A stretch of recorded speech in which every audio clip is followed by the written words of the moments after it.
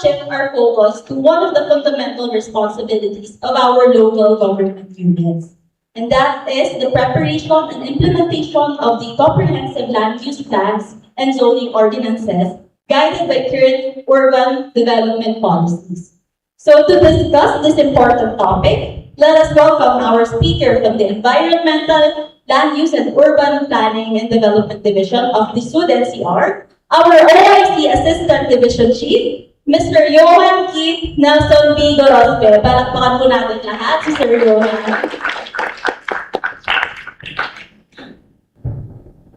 Good morning, everyone. So, in the previous chapter, na-discuss po sa atin ni PMP Pinaya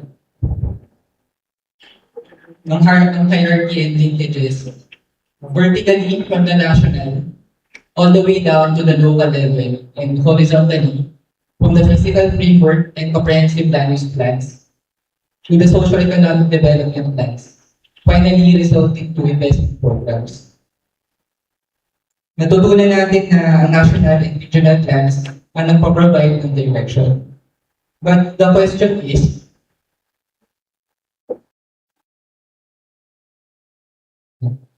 how do we translate these broad visions to decisions that affect our cities and municipalities? Enter the comprehensive land use plan. Why does every LGU need an updated CLUP?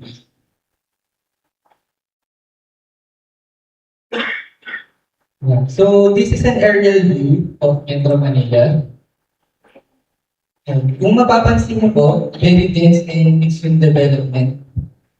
So dikit-dikit and halos kahit saan tayo tumingin ay built up area. And onti na lang ang open and spaces.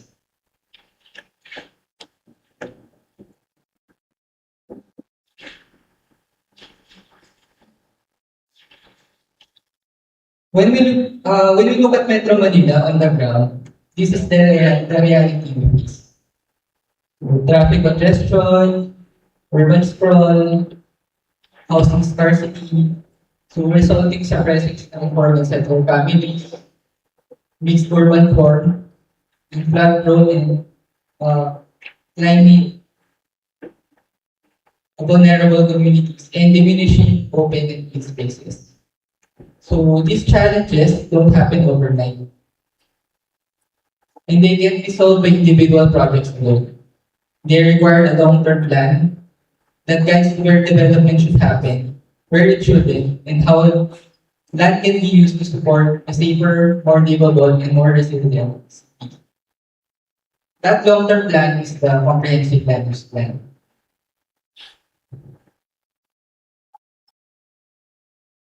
So, kapag narinig natin ng loop, madalas maisip natin na isa itong planning document.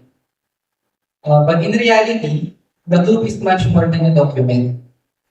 It is the shared vision of the community, translated into maps, policies, and development strategies.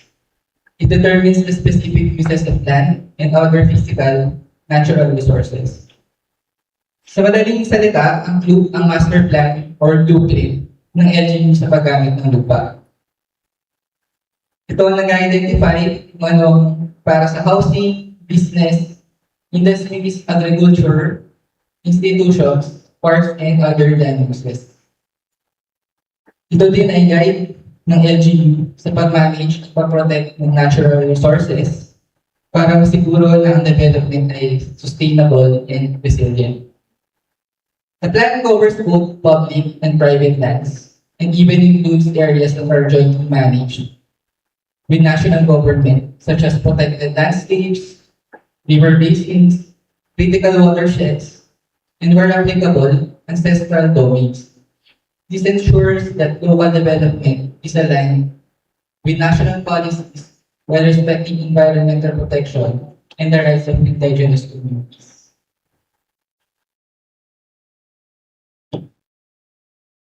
Further, the spatial directions prescribed in the code shall serve as the basis for the preparation and formulation of the CDE and LDIP. So this is why an updated loop is so important. It doesn't just produce a land use map. It guides the projects and LGU implements and investments it makes over the coming years.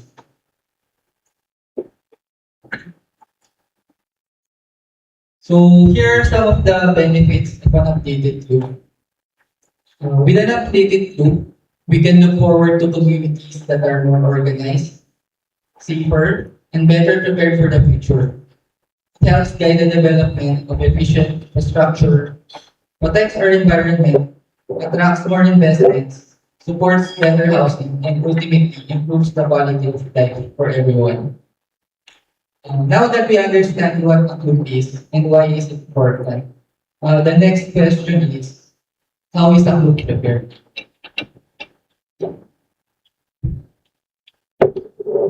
So, paano ba tayo nag-formulate or nag-update ng CLUP?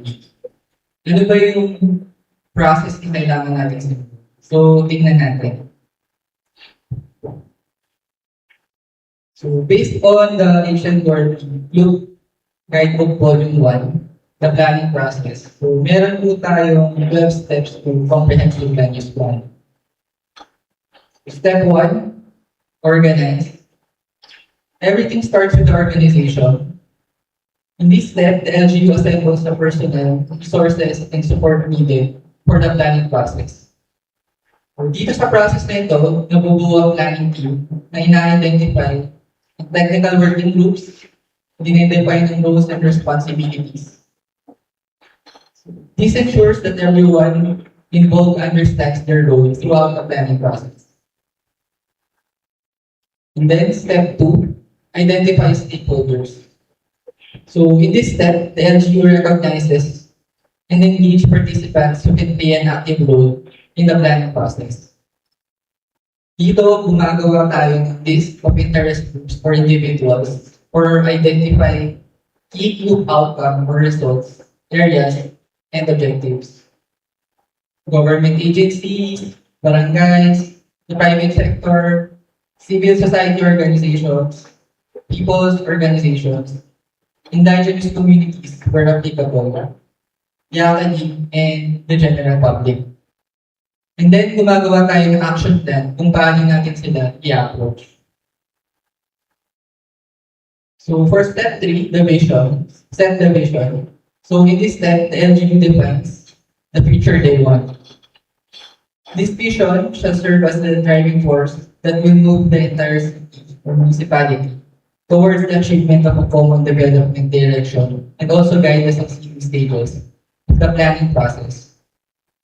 Before deciding where development should happen, the LGU must first answer a simple question. So, what kind of city or municipality do we want to become? So, dito, nire-review ang vision, goals, and objectives ng existing group and formulate the vision statement. Also, kung papansin niyo po yung arrow, so kung mapapansin niyo po yung arrow, so step 3 is interchangeable with step 4. So, pwede mo muna si step 3 or step 4 or in most cases, sabay. And then, step 4, analyze the situation. So, in this step, the LGU identify the issues, potentials, and future development needs and spatial requirements of the city or municipality. Assess the situation using both technical and participatory methods. So dito, nire-review ang current group, national and other relevant plans. Then updating the situational analysis and new assessments. The outputs required for this step are the sectoral and thematic studies, assessment of natural, physical, environmental features, and cross-sectoral analysis, and integration of sector lands. We can refer to the Outlook Guidebook Volume 2, Sectoral Analysis and Tools for Situational Analysis, as a reference for this step.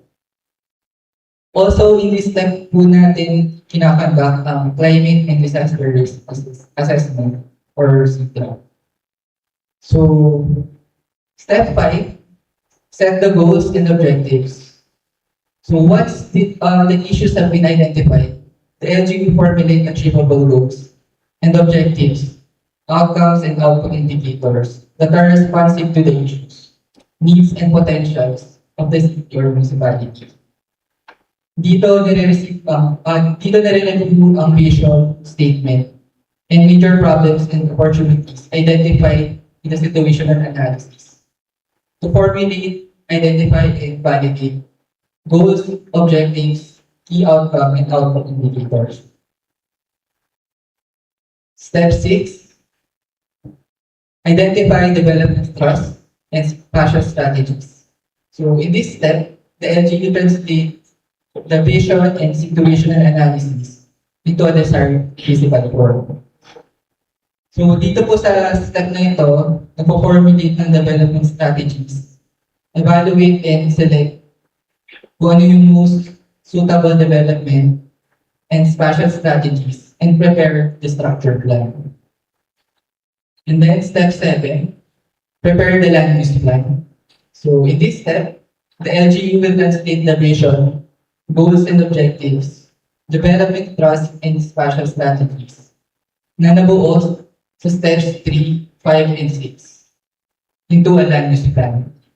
So in this step, dinidetermine yung land requirements and supply. Pina-prepare ang proposed land use map, formulate ng land and water use policies, and identify key strategic programs and projects to support the implementation of the land use plan. So step 8, draft the zoning ordinance. In this step, LGU translate the land use plan into an integrated zoning ordinance and complementary ordinances. So magkakaroon po tayo ng detailed discussion on the next slide. So skip muna natin ito. And then step 9, conduct public hearings. So in this step, the LGU conduct public hearing or consultation. So dito nagkakaroon ng series of meetings from public hearing to public consultation to committee hearings to finally post-public hearings, ensuring public participation in the whole process. Step 10, review, adopt, and approve the club and zoning ordinance. So in this step, the LGU submits the draft group to the suit to conduct a comprehensive review, adoption, and approval of the club and ratification of the ZO. So dito nag-undergo ng completeness checking, joint technical review, and revision sa draft group until such na pwede na itong i-endorse sa District Secretary for approval and ratification. So for this step, you can relate to the Suit NC 2021-005 or the revised review and approval process of Group NCO. Step 11, implement the Group and zoning ordinance. So in this step, the LGU set prerequisites to realistically implement the Group NCO. And then finally, step 12, monitor and evaluate the Group and zoning ordinance. So in this step, the LGU assess how fully effectively the plan is being carried out and implemented. So dito nag-create ng monitoring, review and evaluation body. Nagde-develop din ng systems and procedures and indicators and submission of the report to mayor or SPSP for consideration and appropriate action. So, if we look at the entire process, the preparation of a clue is not just about producing a document. It is a continuous cycle of planning, implementation, monitoring, and improvement, ensuring every development decision contributes to the LGU's long-term vision for its community.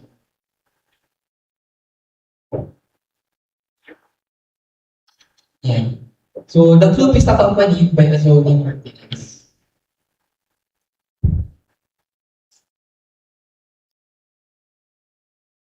And so part of the process is yung step 8, draft the zoning ordinance.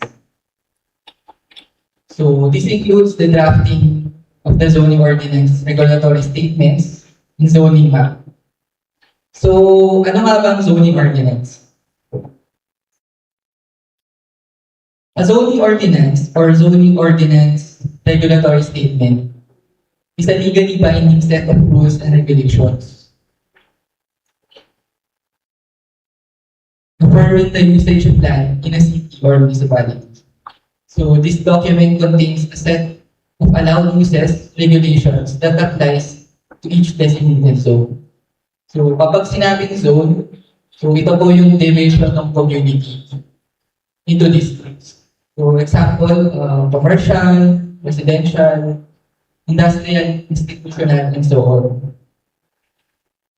Also, pwede din mag-designate ng subzones para makapag-provide ng mas detailed zone classification depending on the prevailing conditions ng locality and categorization ng land use as provided sa CUP. So basically, sa pag-draft ng CO, tinatranslate natin ang proof into a legal document or proof.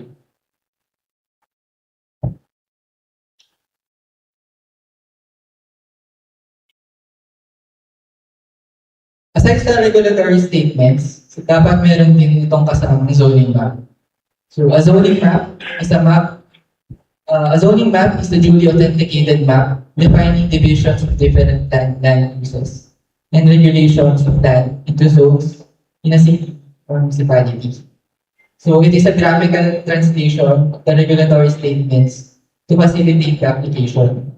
Kumbaga ito yung visual representation ng zoning ordinance.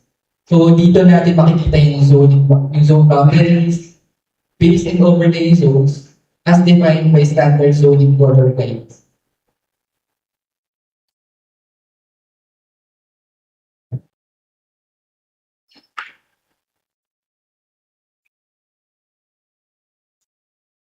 So how do we ensure development happens in the right place?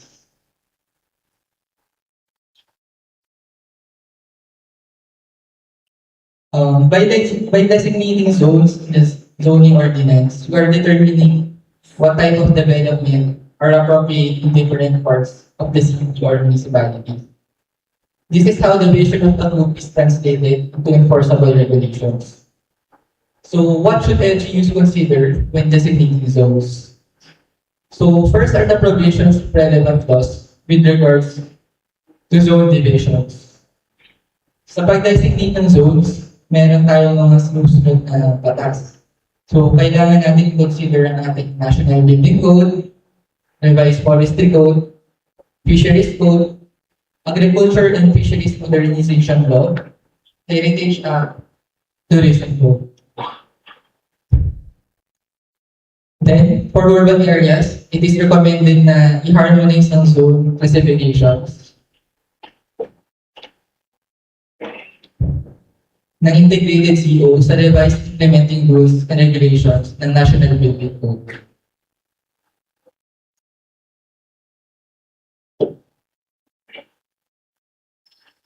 Third, LGUs may refer to Club Guidebook Volume 3, Model Zoning Ordinance, in designating forest lands, coastal areas, climate change adaptation and disaster risk reduction, and heritage areas. So, gamitin po natin ang Club Model Zoning Ordinance as guide sa pag-designate ng zones.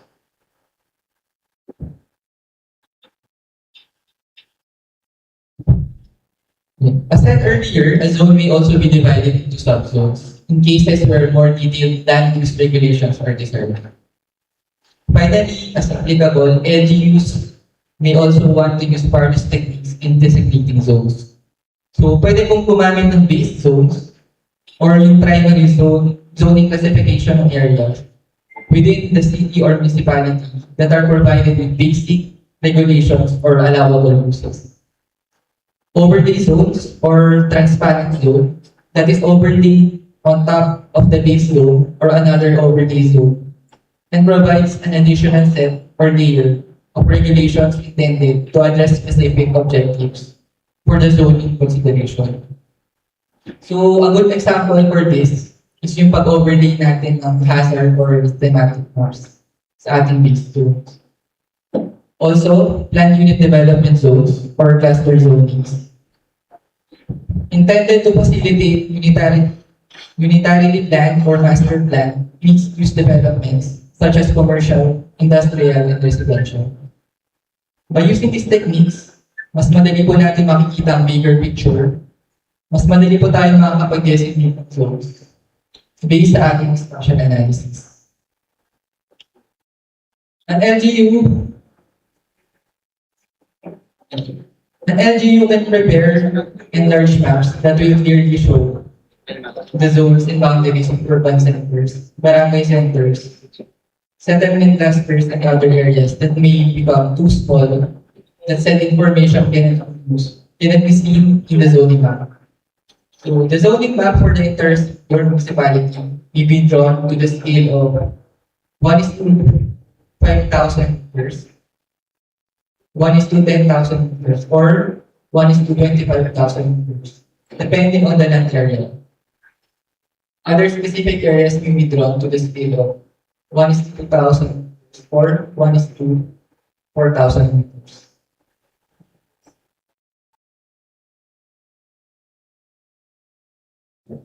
Yeah, so use regulations for protection land use zones should be based in accordance with revised forestry code, fisheries code, and the agriculture and fisheries modernization act. To ensure this, the following plans should be considered.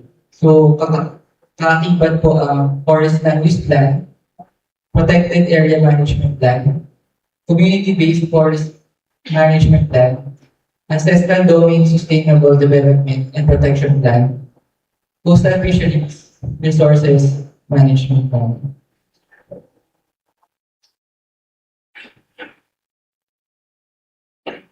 For build-up and production land use tools and other land use tools combined, still, the revised forestry code, fisheries code, agricultural and fisheries modernization act. So in addition, are the revised IRR of the National Building Code, BP 220, PD 957, and other relevant laws. For those within the parameters of related laws, include principal uses. So those that are readily allowed. Conditional uses, those that support principal uses, but subject to more detailed evaluation by the local zoning board of adjustment and use or LCBE. Traditional zone classifications, so ito po yung residential, commercial, industrial, etc. Mixed-use approach by providing a combined list of compatible uses such as allowing residential, commercial, and institutional within each zone.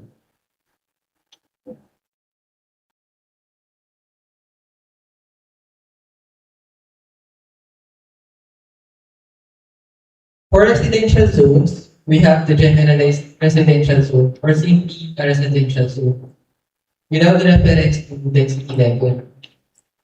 Residential zone in relation to the different density levels. So, mas mataas ang value, mas mataas ang density level. For highly urbanized cities and urbanizing municipalities, additional residential zone with specific use regulations. So, ito na yung mga R4, R5, medium to very high density.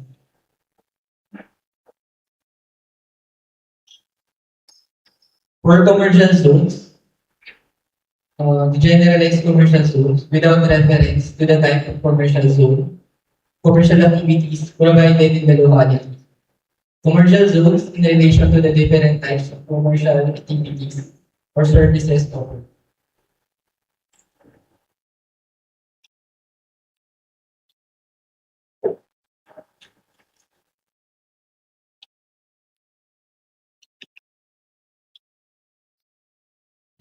Density and bulk controls should be expressed in numeric terms. So, mas mataas po ang number, mas mataas po ang density.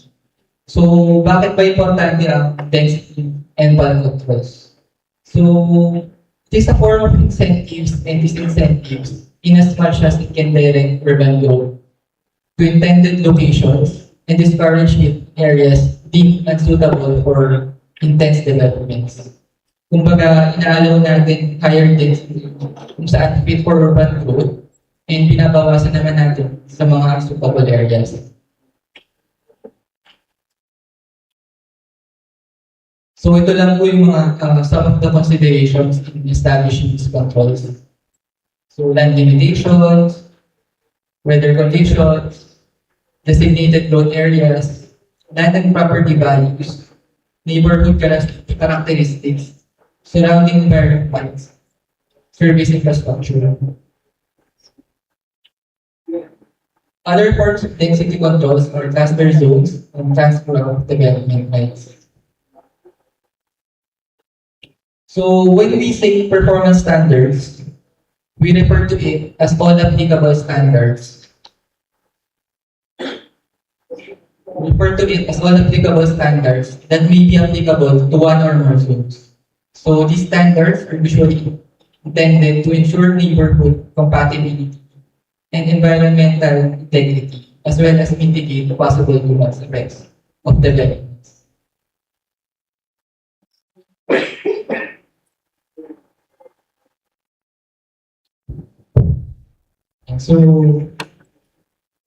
And then variants. So variants are innovative techniques and designs that introduces flexibility and creativity in design. So the granting of exception in variants is necessary to reduce the possible harshness that may result from enforcement in the zone.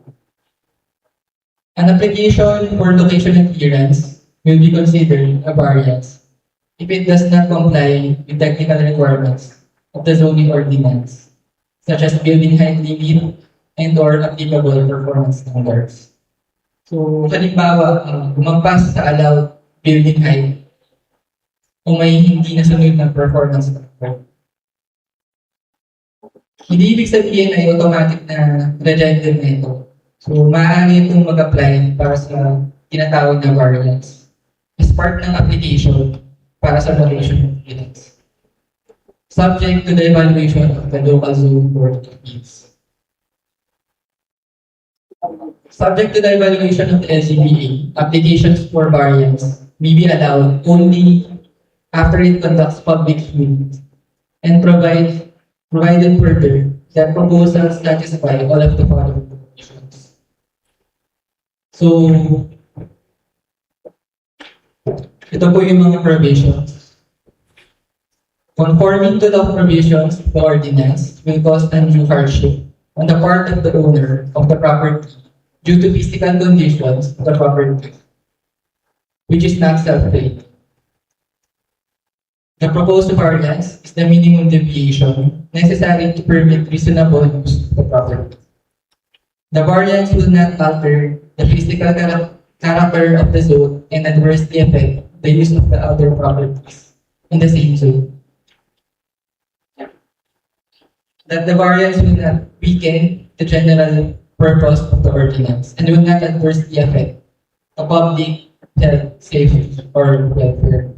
Ang variance ay binibigay lamang sa mga special situation kung talagang kinakailangan without sacrificing the interest of the community and the goals of the group.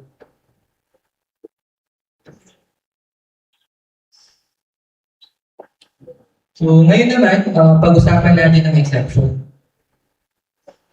An application for location clearance will be considered an exception if it does not comply with the allowed use provisions of the ordinance. Again, subject to the evaluation of the LCBA, applications for exceptions may be allowed only after it conducts public hearings, and provided further that proposals satisfy all of the following provisions.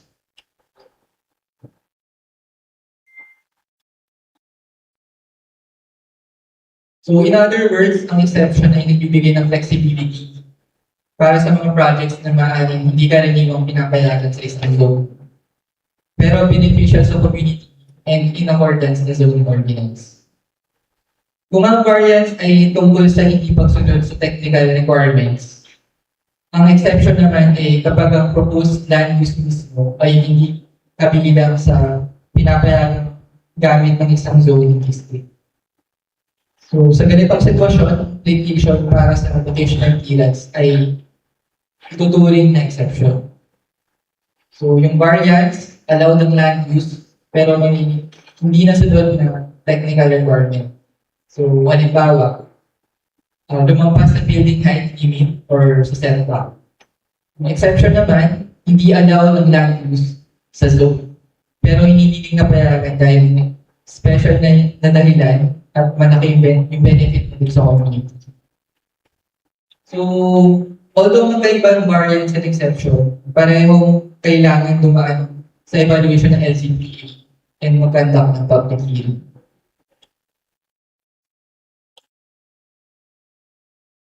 So, to bring clarity in the zoning ordinance, we may include provisions to administer and enforce the CO. So, this includes the establishment of permitting systems for various land development regulations and economic activities.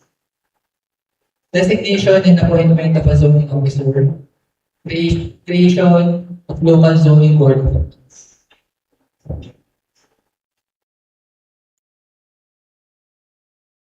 And other key provisions such as procedures for handling complaints and opposition, procedures for amending the zoning ordinance, provisions on violation and penalty, provision on salutary effect of other laws entities.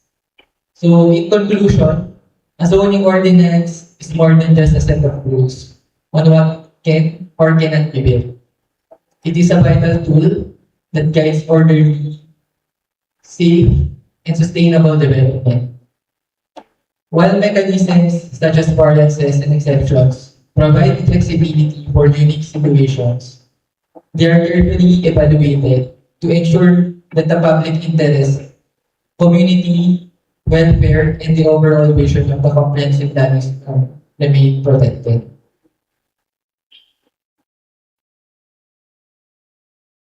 So, the clue towards safe, resilient, and inclusive urban development. Yeah. So, the Climate Change Act of 2009 requires the LGUs to integrate climate change adaptation and mitigation into local planning, while the National Disaster Risk Reduction Management Act requires disaster risk reduction to be integrated into land use and development planning together. Together, they provide the legal mandate for conducting a climate and disaster risk assessment and using its results to prepare a risk-informed loop and zoning ordinance. So, in response, nag-issue po City Suit ang Memorandum Circular number 2025-004, series of 2025. Enhancing climate and disaster risk assessment and adoption of updated process and training guide. Thus, na-enhance po ang CIDRA process.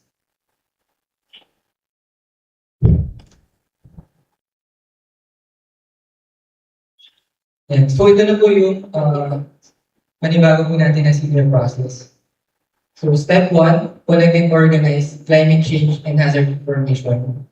So, outputs for this step should be based on the most recent publications by PACASA. Currently, we are using CIVIC-6-based climate change projections. And then step 2, scope the potential impacts of hazards and climate change. So, in this step, we conduct impact chain analysis.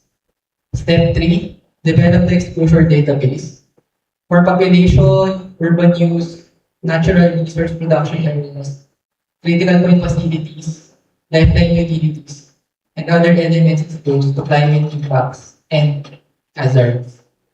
And then step 4, conduct climate and disaster risk assessment. So ito po yung scoring and computation of risk. And then step 5, summarize findings. So it includes the identification of major decision areas and corresponding risk management options.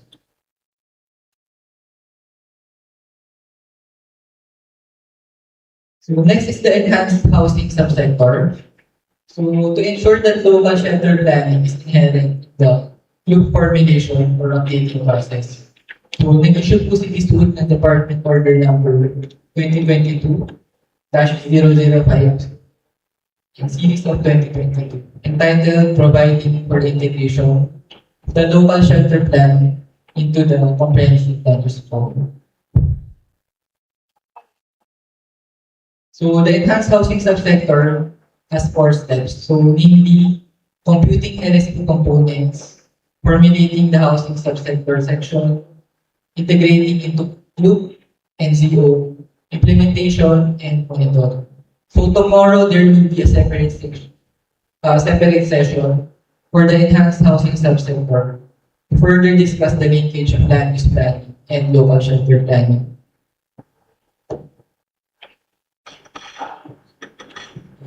So last year, nag-release po si Eastwood ng development guidance for resilient urban design and development, or UDD, open space development, OSD, and new towns and land unit development, or the BUD. So, magkakaroon po tayo ng right shot for these guidelines August to further discuss the details and nitty-gritty on how to use and mainstream these guidelines in the group.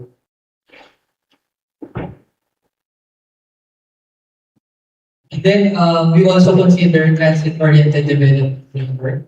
So TOD is the use of space that is adjacent to a quality mass transit station to create a wide range of business, housing, civic and leisure activities.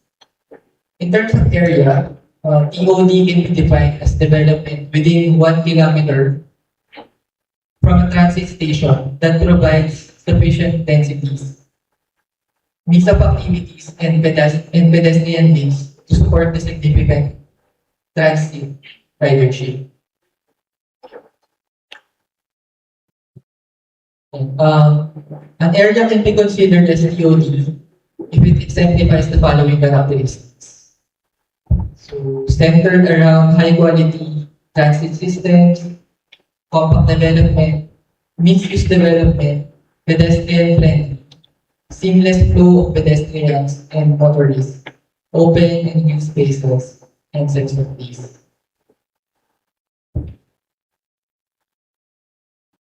Yan. So, ito na po yung ways forward natin for the group updating.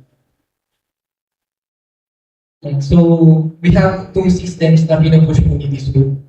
So, we have the Plan Smart for sustainable human settlements and the automated land use and zoning compliance assessment and monitoring or AutoCAM. So, dito po sa Plan Smart, so 5 minutes na din.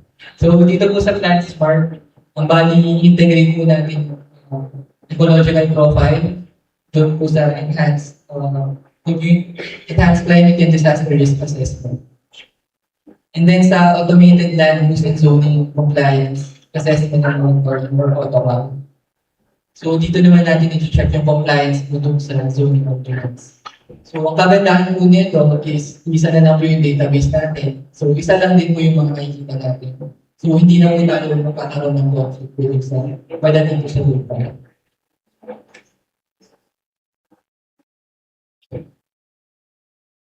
So with this, I'll give you a message. So without a plan, development happens by chance. With a group, development happens by design.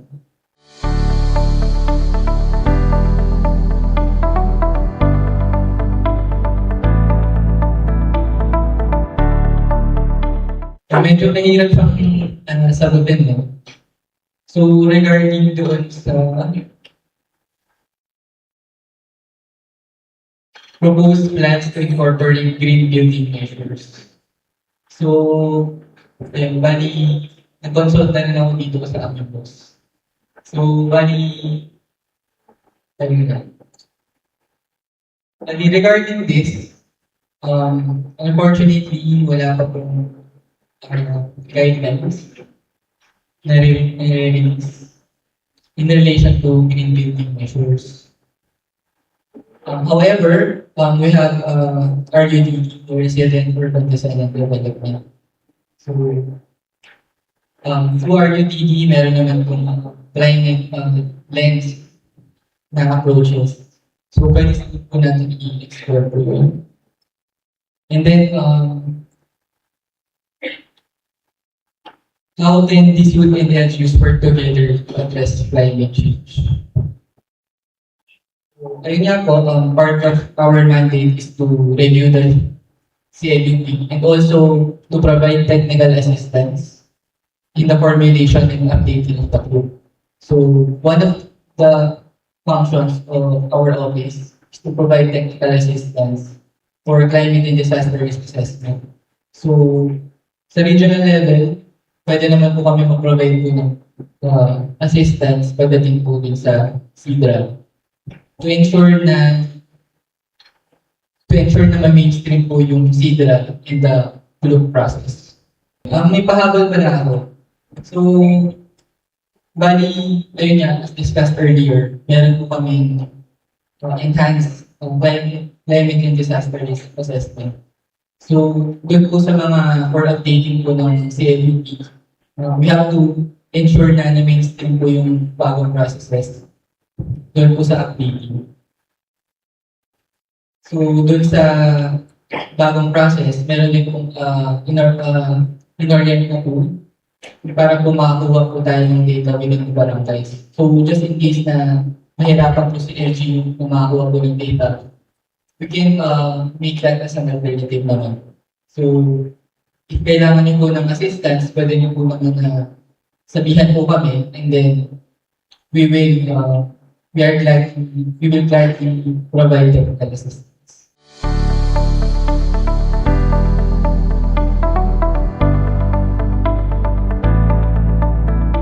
I think medyo subjective yung question. Depende siya, case-to-case basis kasi siya. So again, depende po siya.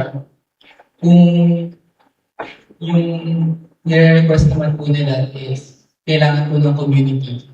So, pwede po natin siyang reviewin. However, dito na po darating yung panire-review po natin sa group. So, kailangan po natin balansehin. So, ano ba yung isa-sacrifice natin na kapalit ng development? So, ayun. So, kailangan maging tayo.